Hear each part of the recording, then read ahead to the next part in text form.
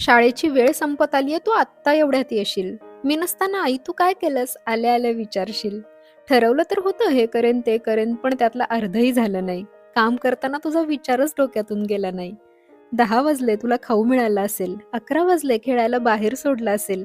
मित्रांशी खेळत असशील ना नीट, खोड्या तर करत नसशील.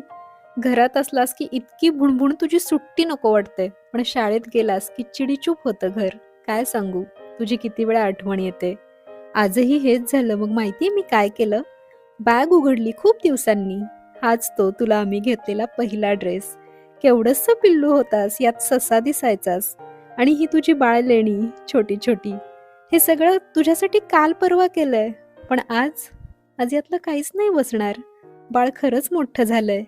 आता वेळ थांबणार नाहीच. तू असाच मोठा होशील. बाहेर पडण्याआधी आईसाठी आठवणी ठेवून जाशील.